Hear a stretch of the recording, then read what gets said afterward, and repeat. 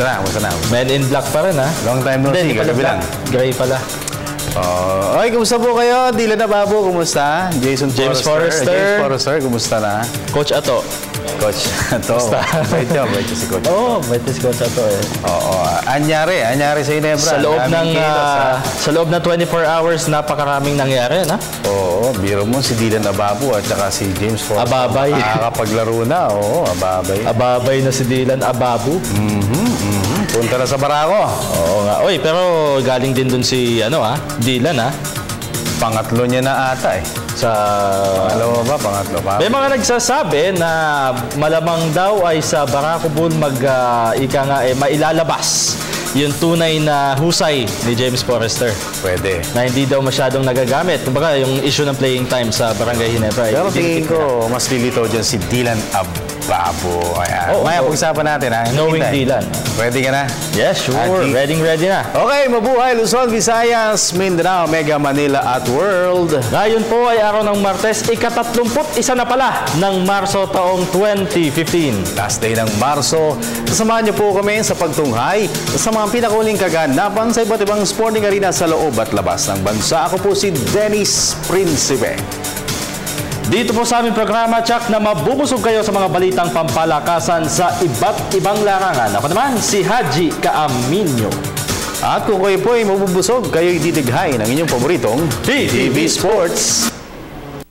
Sa ulo ng mga nagbabagang sports balita.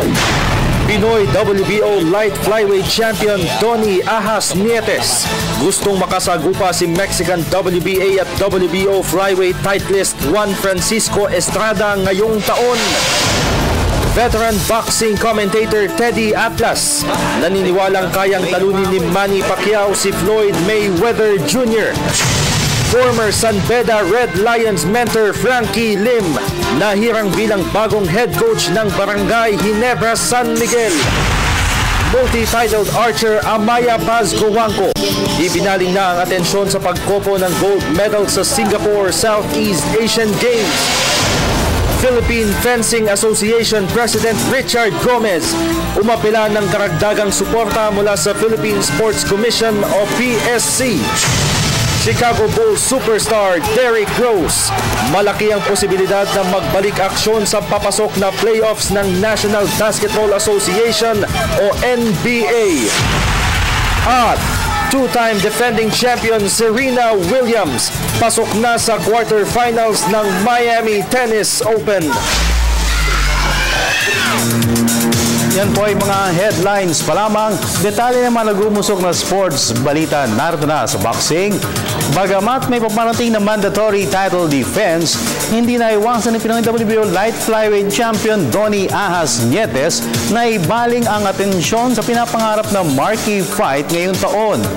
At ang isa sa mga inaasintang kalaban ni Nietes ay si Mexican toughie Juan Francisco Estrada.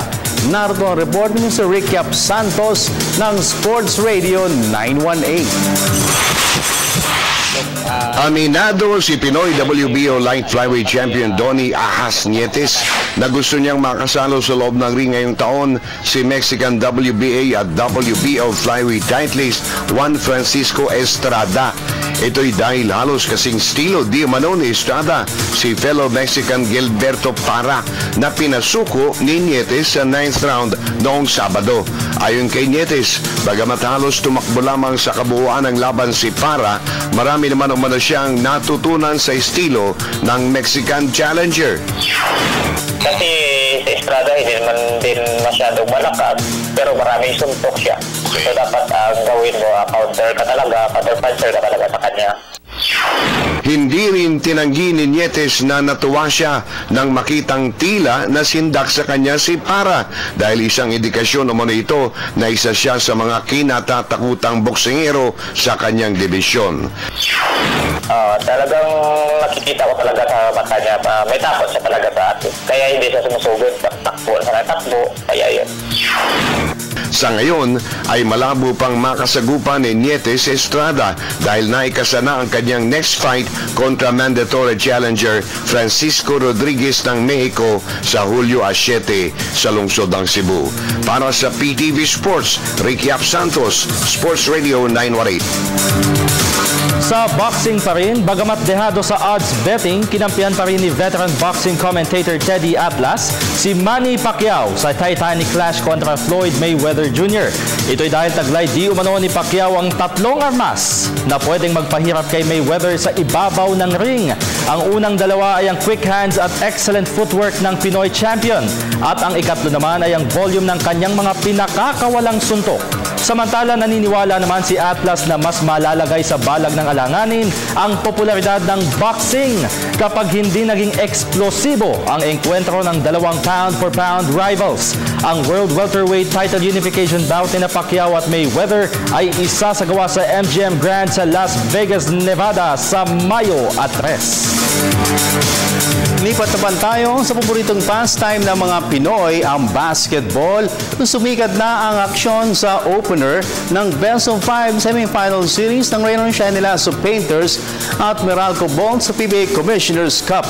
At dahil nagpalit ng import sa katawan ni American slotman Wayne Chisholm, umaasa ang Rain or Shine na makakabawi sila mula sa dinanas sa kabiguan kontra Meralco sa elimination round. May report ng aming kasamang si Haji Kaaminyo. Magsisilbing motibasyon para sa Rain or Shine Elasto Painters ang dinanas na kabiguan sa kamay ng Meralco Bolts sa elimination round. Ito ang ibinunyag ni multi-titled coach Yang Giao isang araw bago sumikad ang aksyon sa opener ng Best of 5 semifinal series nila ng Meralco. Ayon kay Giao, sa tingin niya ay mas epektibong import si Wayne Chisholm kaysa kay Rick Jackson na nakasama nila sa losing battle kontra Meralco. The difference is the last time we played Meralco, it was still yung si Rick Jackson ng import namin. Ngayon si Wayne Chisholm na, no. In fairness to Wayne Jackson, he is not a bad import, but I think with Wayne, we are a lot more versatile. We have a lot more options. Si Wayne kasi puro sa loob lang, no. Ay si Jackson, no, puro sa loob lang, and he was kind of slow, no, compared to Wayne. So with Wayne, we got the quickness, the speed, and we got the range. Hindi rin itinanggi ni Giao na bahagi ng kanilang game plan ay ang mapigilan si Meralco hotshot Gary David. Ganda ng nilaro ni Gary David, 31 points. So he will always be a problem, no? And if he's going to get his usual touches and then get his good looks at the basket, he can easily repeat his game last night. So we also prepared something for Gary David. So with all of those, namin maganda yung chance namin. Sa panig naman ni David, pinaghahandaan na umano nila ang pisikal na laro na maaaring ibigay ng Rain or Shine. Alam naman natin, every time na makalaban ng Rain or Shine, talagang makapasok ulit sa isip mo, physical game, physical sila. Pero yung part ng game yun, part ng game show, lang naman sa games lang naman yan, halos naman ng Rain or Shine players, kaibigan natin. Kaya, magandang series to para sa mga manood ng PBA.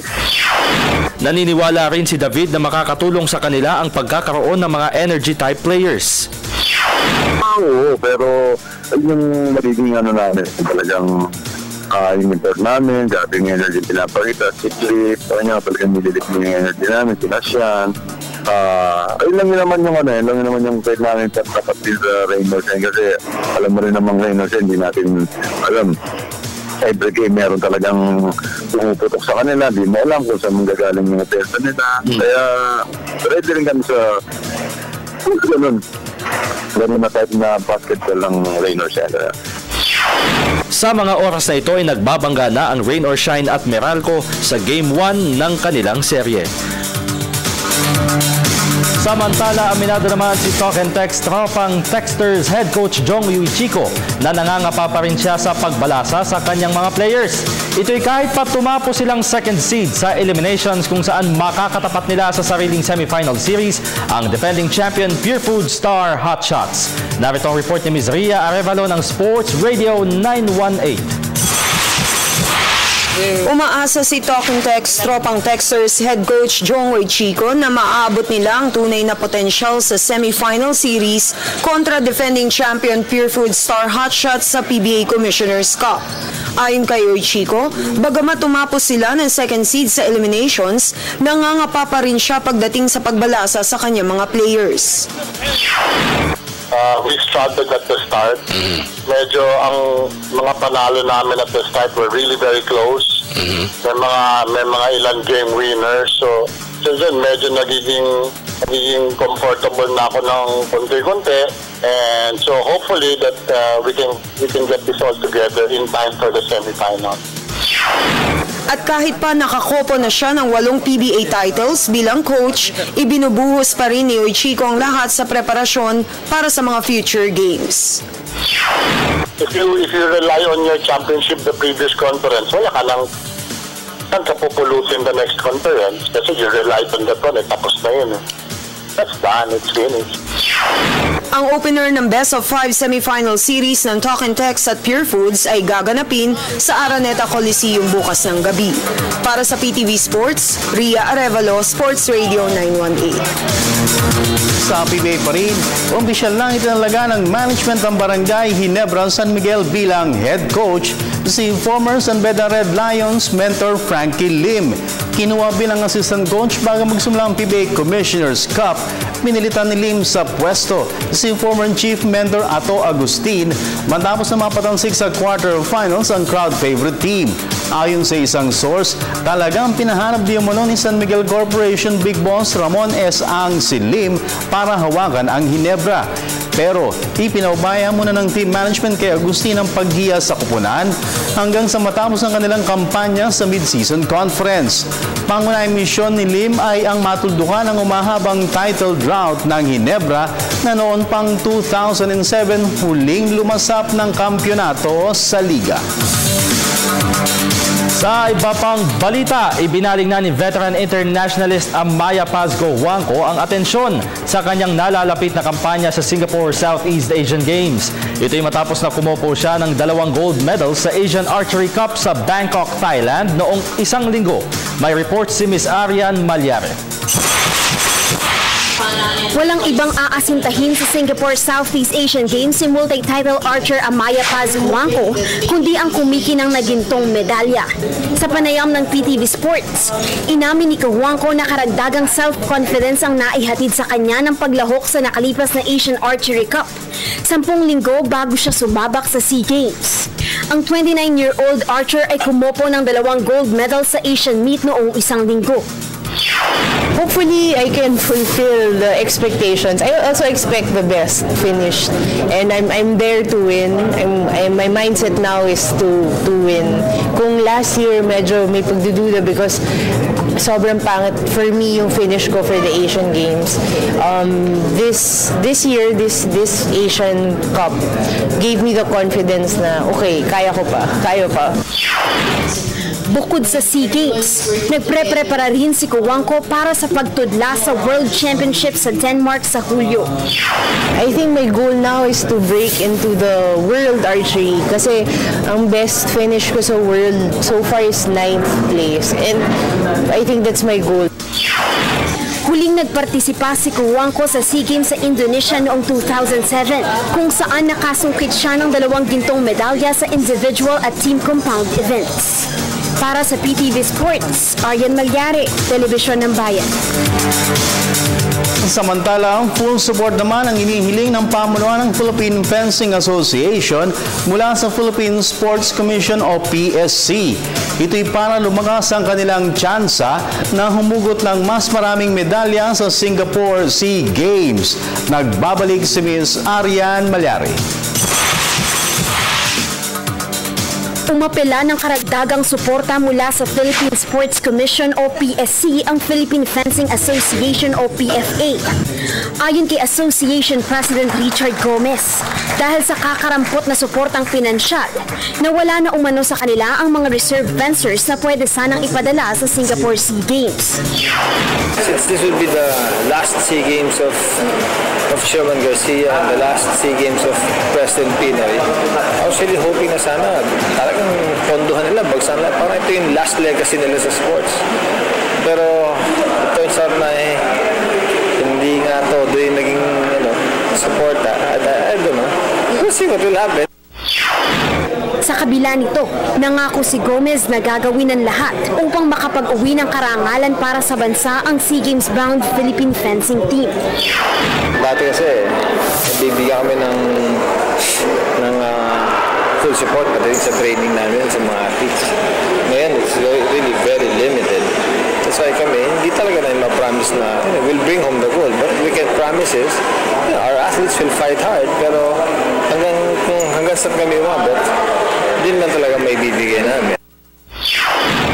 Sa ngayon ay patuloy ang dibdibang training ng mga national fencers. 2 buwan bago sumikad ang aksyon sa 28th edition ng pinakamalaking multi-sporting event sa Timog Silangang Asya.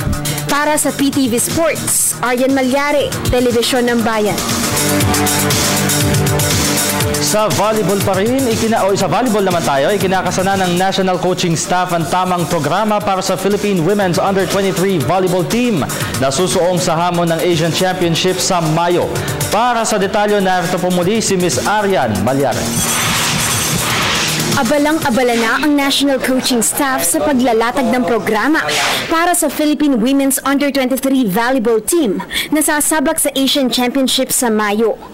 Ayon kay team consultant Sammy Akailar, patuloy ang pakikipagpulong niya kina head coach Roger Gorayev at Thai mentor Thai Bundit upang maikasa ng maayos ang tamang training program para sa mga national volleyballs. At dahil kasama ng Pilipinas sa Group A ang mga bigating teams na Iran at Kazakhstan, kombinasyon ng mga offensive at defensive players ang inihahanda ng coaching staff para sa Asian Showpiece. Pero of course yung Kazakhstan, alam naman natin na malalaki yung Kazakhstan, di ba? Iran also have the good height. Pero of course yung karamihan kasi ng mga players natin ngayon they're good and they have a good height. And they came from a different school na magagaling katulad ng Ateneo, ANU, ganyan. So lahat naman sila potential. All you have to do is yung gelling lang nila inside the court. Yung tayo mag-focus sa receive, sa depensa, kasi yun ang kailangan natin. And of course, we have a good setter, so yung set play natin dapat mas mabilis. Marami bang combinations na dapat. Kasunod nito, tiniyak ni Akailar na hindi magkakaroon ng conflict sa schedule ng training ng mga national volleyballs kahit pa magkakasabay ang hatawan sa Philippine Superliga at Shakey's V-League. Sa Superliga, under Mr. Susara, ang focus talaga niya is to give chance to this national team. So, pag nag-conflict yung schedule, ang ginagawa niya ngayon, yung mag-give way siya for the national team. Hindi niya pinakonflict yun. Ina-stop niya PSL for the national team. Ang Asian Women's Under-23 Volleyball Championships ay idarao sa 3 venues dito sa Pilipinas simula April hanggang 9 ng Mayo. Para sa PTV Sports, Aryan Malyari, Telebisyon ng Bayan. Punta naman tayo sa international sports scene. Sa basketball, tinuldukan na ng Memphis Grizzlies ang kanilang 3-game losing skid sa regular season ng National Basketball Association o NBA. Ito'y matapos na dominate nila ang visiting team ng Sacramento Kings 97-83. Kanina, si point guard Mike Conley ang top performer para sa Grizzlies sa kanyang total output na 18 points at 4 rebounds, habang si forward Rudy Gay naman ang namuno sa opensa ng Kings sa kanyang game-high 24 markers sa pamamagitan ng pagbaon ng 12 magkakasunod na puntos sa pagsisimula ng second quarter ay nagawang hawakan ng Grizzlies ang 56-43 lead sa halftime at mula dito ay hindi na bumaba sa 8 puntos ang bentahe ng team. Dahil sa panalo, muling umangat sa ikalawang pwesto sa Western Conference standings ang Grizzlies sa kanilang kartadang 51 panalo kontra 24 na talo. Ang susunod na makakatapat ng Memphis ay ang Oklahoma City Thunder sa Sabado. Samantala, narito naman ang iba pang mga tampok na balitang sports sa labas ng bansa. Sa report ni Ms. Cecil Kimlat ng Sports Radio 918.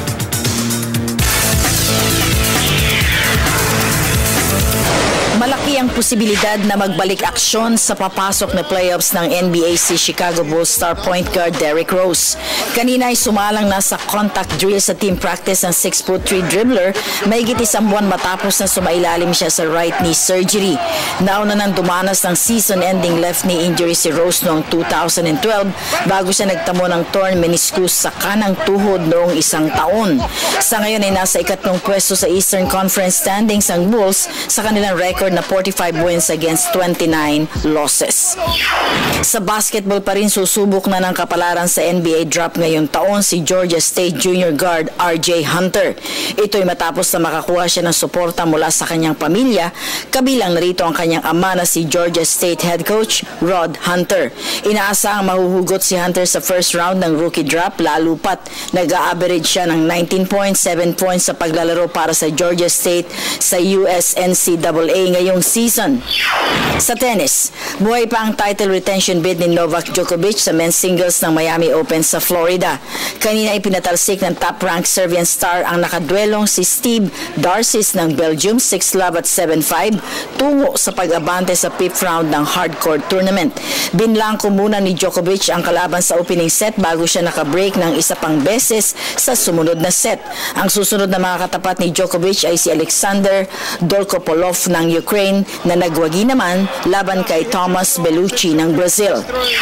Sa Miami Tennis Open pa rin, pasok na sa quarterfinal ng women's singles si two-time defending champion Serena Williams. Ito'y matapos na dispatch sa hinya si Svetlana Kuznetsova ng Russia sa straight set 6-2 at 6-3 kanina. 4 na beses na nakabreak sa laban si Williams sa larong tumagal lamang ng 1 oras at 13 minuto. Target ng top-ranked American na makasungkit ng record na pang-8 titulo sa Miami event. At sa cycling, pepedal sa 3 days of the Pan Race sa linggo si British cyclist Bradley Wiggins. Ito'y bilang preparasyon para sa kanyang pagsabak sa prestihiyosong Paris-Roubaix Spring Classic sa susunod na 2 linggo. Pero sa susunod na taon ay malabo nang lumahok pa si Wiggins sa Paris-Roubaix race dahil magko-concentrate na siya sa asam na muling makakopo ng gold medal sa Rio Olympics. Para sa PTV Sports, Cecil Kimlat, Sports Radio 918. Okay, at yung mga fans ng Ginebra, umaasa na sila'y mabubuhay sa pamamagitan simula Lunes dahil bago na ang kanilang coach. Sa pamamagitan ni Coach Frankie Lim na kumbaga na-upgrade ka nga from assistant coach, head coach. Oh, pero may nagsabi sa akin, dapat siya na eh. Bago pa tapos. Oo, dapat rekta na siya. Kaya lang, parang meron atang moves na si Ato muna. Alam mo, parang nalalagyan Ato muna. Oh, sige. Oh, question of the day na tayo. Diretso tayo. Okay, tara. Question of the day. Ngayong nagpalit na naman ng head coach. Ayun naman pala. Ang Barangay Ginebra San Miguel, may pag-asa na kaya silang magkampiyon sa PBA. Habang may buhay, ayan, may pag-asa. Okay, so agad-agad padala na po kayo sa ating Facebook account at sa ating Twitter account. Yes. Ano na ba Twitter account natin? Twitter account natin ay PTV4_sports. Pero mamaya po, bago natin sagutin nyo o basahin yung kanilang mga komento, may makakasama muna tayo sa ating inside o sa sports chat segment. Mga nagagandahang dalaginding. Baga speaking of San Beda na rin Oh, yan. At dahil magaganda, si Snow ang ating... Ay, si Snow. Taray tayo dyan. Tago tayo. Take two. Take two. Ubus. Take two. Ang benta ng taho. Haji! Kami! Okay, magbabalik po ang PTV Sports.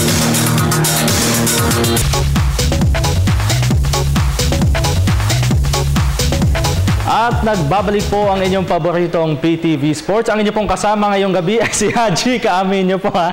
At ngayong gabi nga po mga kaibigan, total kanina na pag-uusapan na rin namin ni Paren Dennis yung San Beda Red Lions, kung saan galing nga si Coach Frankie Lim na nagdala sa kanila sa 4 na kampeonato. Kasama naman natin ngayong gabi yung the other side of San Beda. Kumbaga sa San Beda College, Alabang naman po tayo. At hindi naman basketball yung pag-uusapan natin ngayon, kundi volleyball tournament. Kapapanalo lamang po ng mga babaeng ito sa katatapos lamang na Women's Colleges Sports Association o WACSA. Ayan. So, kumbaga, back-to-back titles ito para sa kanila. Kaya naman mga kasama natin ngayong gabi, makakakwentuhan natin dito sa ating sports chat segment ang San Beda College Alabang Lady Red Spikers. Good evening po sa inyong lahat. Ayan, kasama natin sila.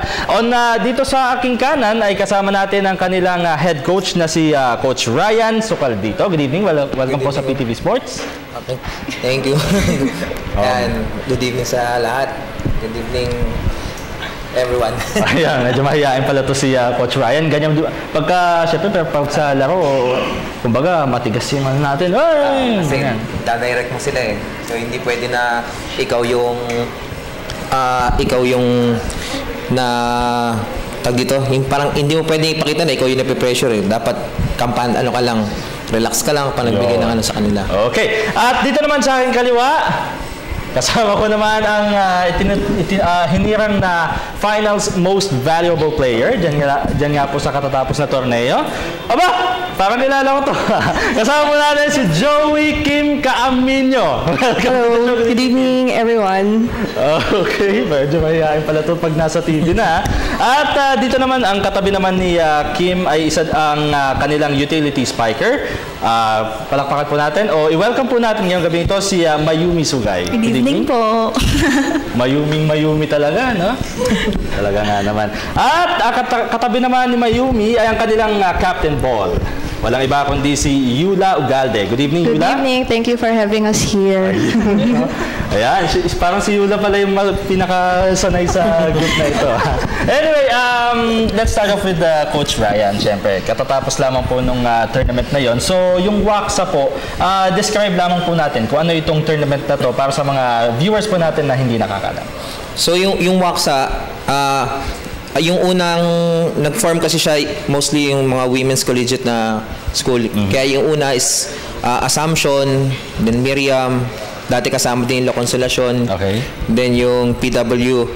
Kasi basta yung lahat ng all girls school. Then hanggang sa lumawak na siya, naging ngayon mga 8 na kami. So, ibig sabihin, gumaganda yung liga. Dumadami na yung sumasali. So sa makatwid po, this is an independent volleyball tournament? Apo. Okay. Para naman kay team captain, dito kay Yula. So, sino yung nakalaban ninyo sa finals ng WACSA? Philippine Women's University. Philippine Women's University. So, describe mo naman yung naging laro ninyo against PWU. Ano yung nangyari nung since sila yung kalaban namin last year for yung championship din, nabasa na namin yung laro nila. Like, mas kampante kami, sila yung kalaban namin kasi alam namin kung ano yung galaw nila, ganyan. Mas na-practicean namin yung kung anong play yung i-execute namin in order na para mas straight namin yung championship match namin sa kanila. Yun. Para naman kay Mayumi, siyempre, back-to-back titles yan, no? Para sa inyo sa WACSA. How does it feel na makuha mo ng back-to-back? Kumbaga, 2 taon straight na kayo yung naghari, ika nga, on top of that tournament? Masaya po. Parang kakaiwas sa feeling na... Hindi halata mo. Masaya. Tsaka smiling talagang... Smile ni Mayumi, masayang-masaya talaga. Parang... Hindi mo ma-explain yung feeling, pero basta parang feeling sobrang saya talaga. Ganyan lang yung mararamdaman namin kasi lahat ng sacrifices namin, lahat ng mga ginawa namin para doon. Parang na pay off yung sacrifices and everything namin eh. At eto na, for the finals MVP, si Joey Kim. Ano naman yung masasabi mo sa pagiging competitive ng team natin for the past 2 years? Kasi kayo nga yung back-to-back champs. So, paano nyo mine-maintain yung level of performance sa WAXA? Well, sa WAXA, very helpful talaga yung training program namin, yung hinanda sa amin ni Coach Ryan.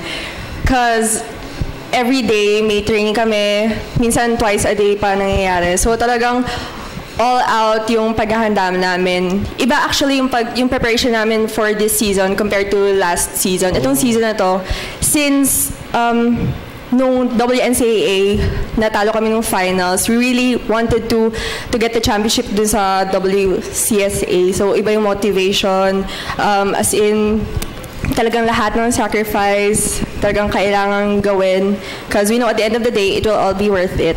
Oh, ganun pala. Pero coach, paano ba yung mood natin sa practice? Kapag pa-practice tayo, talagang pukpukan na rin, ano? Yung kumaga, kung ano yung pinapakita natin sa practice natin, yun na rin yung pinapakita natin sa game. So yun nga, sa training namin, intense, oo, mahirap, oo, pero alam naman nila yun from the start na kung gusto naman natin, kailangan natin paghirapan eh. So, yun, yung program naman, naka-coordinate naman yan kung ano yung dapat natin gawin ngayong araw to, bukas, then para may prepare tayo sa game natin. Then pagdating na ng laro, ano ka na lang, mag-guide ka na lang kasi alam mo na sa sarili mo, okay na yung mga players mo, ready na sila para gawin yung dapat nilang gawin kapag game na. Tell us more about the training program. Paano po, ano po yung pinagdadaanan nila under that program sa volleyball ng San Beda College dyan sa Alabang? Bali, yung program namin, mag-start kami sa basics namin. Okay. Then, doon natin tingnan kung ano yung kakayahan natin pagdating sa basics. Then, after nun, kapag okay na yung base natin, lipat tayo sa next level. Then, hanggang sa mabuo na tayo ng as in, pwede na tayong maglaro. Then, kung competitive na lahat. Yun, yung sa training kasi, yung mahalaga yung confidence ng bata eh. Ma-boost siya. Then, same time para kahit sino yung gamitin mo, alam mo, kaya niya mag-perform ng maayos kasi sa loob-loob niya, nasanay na siya ng ganun eh. Okay. Yula, sa WNCAA, first runner-up lamang kayo, no? So, yes. You're one step away from winning a championship. Paano naka-apekto yun sa performance ninyo naman sa WAXA? Since nauna naman yung WNCAA, did you use it as a motivation para mapanalunan natin yung WAXA tournament? Of course, hindi siya naging parang inferiority feeling sa amin yung natalo kami sa WNCAA. Mas naging parang booster sa amin yung pagkatalo namin sa WNCAA para may makuha naman kaming championship title sa year na 2014-2015. So yun, hindi siya negative or whatever, motivation siya para sa amin para may mabawi naman kami kay coach na natalo kami nung WNCAA. So parang etong WAXA na to para na din kay coach and para na din sa team namin. Okay. Lahat kayo are graduates na sa San Beda? No, ako lang. Ikaw pa lang. So, ikaw, Mayumi, ay? Incoming third year. Incoming third year. So, maglalaro ka pa rin sa mga susunod na season. So, ano yung, after winning that championship sa WAXA, ano na yung focus naman ngayon ng team natin? Ano po, yung NCAA. Okay. NCAA South. Okay, and how are you preparing for it? Mag-start pa lang po yung training sa Monday. Sa Monday, magsisimula na agad yung training. So, kapapanalo lamang, coach. Pupuk ka na agad, na? Talagang pupuk na agad sa practice. Anyway, eto curious lang ako. Kasi yung position ni Joey Kim sa team ay setter, di ba? Setter, yes. So, usually, yung mga nananalo ng finals MVP, yung mga nagiging league MVP, parang madalas talagang umi-score ng napakalaki, no? So, how did you acquire or paano ka nanalo bilang finals MVP nung WAXA? Well, actually, ako honestly, I was shocked. It was so unexpected na nanalo ako ng MVP because sabi mo nga, setters, very limited lang yung chances na makapoint kami. It's either mag-drop or magkaroon kami ng service ace. But nung in-announce niya na MVP ako, I thought siguro it's not really all about the number of points, but it's about how you perform, yung leadership andon. Kasi it's all how you perform, how you do well in your games. Alright, sige, bago kayo magpasalamat, baka may message na lamang po. May gusto kayong pasalamatan na rin bilang panghuli. Okay, yun. Thank you sa lahat ng sumusuporta sa San Beda Alabang, sa school, then sa mga players ko, then sa mga upcoming players ko pa, then yung mga bata ko sa Stella Maris. Lagi sila sumusuporta din sa amin. So yun lang. Okay, Joey? Thank you to all the supporters of San Beda College Alabang Lady Red Spikers, especially there sa South. Please do keep on supporting the team sa upcoming leagues namin. Okay, Mayumi? Thank you, San Beda College Alabang, for supporting us every season, and please do keep. Sige, kaya mo yan. Medyo kabado pala to si Mayumi. Okay. Please do keep supporting us. Alright, and the team captain, Yula? Thank you sa lahat ng supporters namin, and I would like to thank din yung my parents and yung kapatid ko for always supporting me sa lahat ng games namin. So, yun. Alright, there you have it, ladies and gentlemen. The San Beda College Alabang Lady Red Spikers live mula dito sa studio. But wait, there's more. Hindi pa po tapos dahil more of the team sa amin pong pagbabalik. Diyan lamang po kayo. Stay with PTV Sports. Oh my God.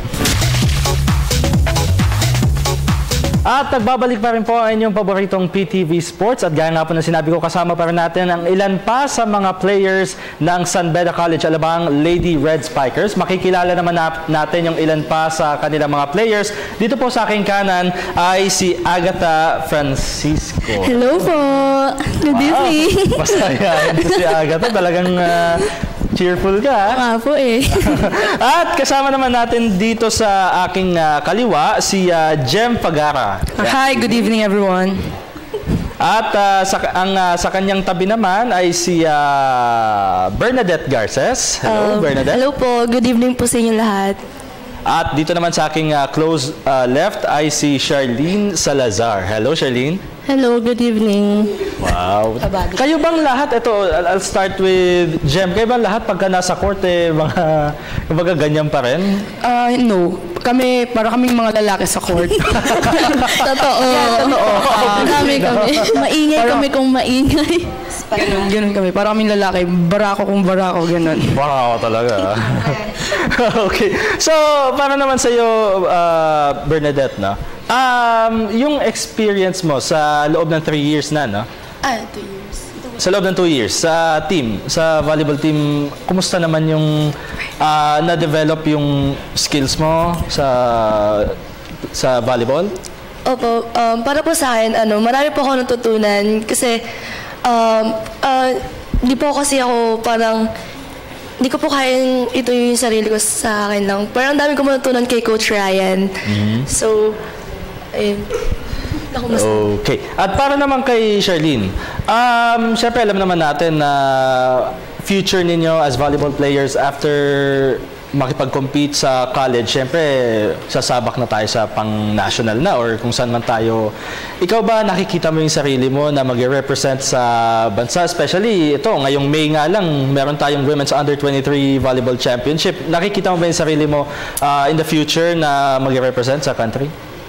Actually, hoping naman din ako na ganun. After ko graduate, parang gusto ko rin i-try na sumali sa mga ganun. Okay. Para naman sa'yo, Agatha. Ayan, si Agatha. Medyo nalilito ang sex. Pero Agatha, sa loob ng ilang taon mong paglalaro, syempre, meron tayong ups and downs. Ito nga, natalo nga kayo dun sa WNCAA, pero you redeemed dun sa, sa WACSA. Paano mo, kumbaga, sa araw-araw mong paglalaro, ano yung iniisip mo kapag natatalo kayo? Paano kayo makakabawi? Ano yung nasa isip mo lagi pagka gano'n? Siyempre, lahat naman ng team kasi nakakaranas talaga ng pagkatalo. So, kami, as a team, ginagawa naming motivation talaga yung pagtalo kami. Hindi yun yung naghihila sa amin pababa para give up na agad. Wala, sobrang motivated kami. Ginagawa namin yung motivation, yung mga talo namin. Para makapaglaro kami kasi babangon pa rin kasi kami. Okay. So, yung susunod ninyong magiging journey, ano na yung magiging hakbang ninyo after that WAXA tournament? So, WNCAA naman. NCAA South. NCAA South naman. So, sino-sino yung mga makakalaban ninyo dito? Like Lyceum, Letran, Perpetual Binyan. Doon sa mga nabanggit mo, parang mabibigat din yung mga kalaban. So, paano natin paghahandaan yun? Kumbaga, ano yung pakiramdam na makakatapat mo yung mga bigatin na rin ng mga eskwelahan? Kasi yung mga schools na yon puro Batangas, halos lahat. Okay. Lyceum Batangas, Letran, Calamba. Sila kasi sobra yung mga training nila. Hindi naman, parang sabay-sabay di kami nagte-training, pero ang advantage kasi nila, matatangkad sila. Pero ang ginagawa namin, binabawian namin sa mga depensa, like para hindi kami nakikipagsabayan sa kanila kung gano'n sila kalakas. Okay, ang inyo na lamang mga pasasalamat or baka meron kayong message sa inyong mga supporters? Sige, ayun, ikaw yung pinaka-cheerful. Sorry. Sige, tapusin mo na. Thank you syempre sa lahat ng supporters ng San Beda College Alabang Women's Volleyball Team, sa mga parents namin na todo suporta talaga every game. Thank you kasi pinapayagan nyo kami late umuwi ng trainings namin. So yun, thank you sa lahat ng humahawak ng athletics department. Yun lang. Pwede ka na mag-artista. Okay na ba? Yes. Pwede. Thank you po sa lahat ng sumusuporta sa San Beda College Alabang team. And sa parents din po namin na pupunta sa games namin, ganyan. And sa friends din. And thank you. Okay, ikaw naman? Maraming salamat po sa mga sumusuporta po sa amin. Pati na po rin sa coach po namin na walang sama pong tinuturuan po kami. Tapos, yun po. Okay, lastly, Jem? Ayun, thank you sa mga suporta. Thank you sa mga sumusuporta sa amin, sa team namin, kay coach and sa family and friends, gano'n. Maraming salamat. Pakiramdam ko, nakakatakot itong mga babaeng ito pag nasa loob ng court. Anyway, thank you very much again, ladies. Mga members po sila ng San Beda College Alabang Lady Red Spikers sa pag-guest sa ating live dito sa studio. Thank you very much, guys. At sa amin pong pagbabalik, mga kaibigan, ay amin na pong babasahin ang inyong mga komento at opinion sa ating question of the day. At syempre, hindi rin mawawala ang ating meme of the day. Sa pagbabalik po yan ang inyong paboritong PTV Sports.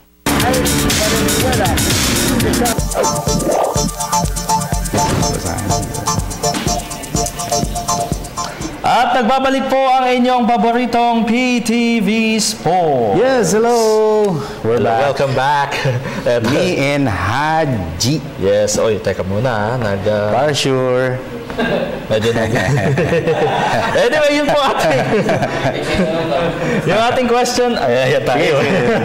Yung question of the day na po natin. Ngayon nga po nagpalit na ng head coach ang Barangay Ginebra. May pag-asa na po kaya sila na makakopo ng kampyonato sa PBA. Ang dami na nag-comment agad-agad.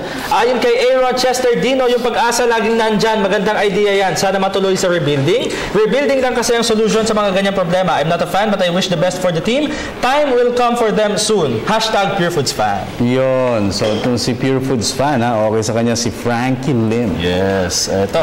Good. Sabi ni Rainy Villanueva, new coach, new system naman. Mas okay. Sana meron silang direction. One team sila.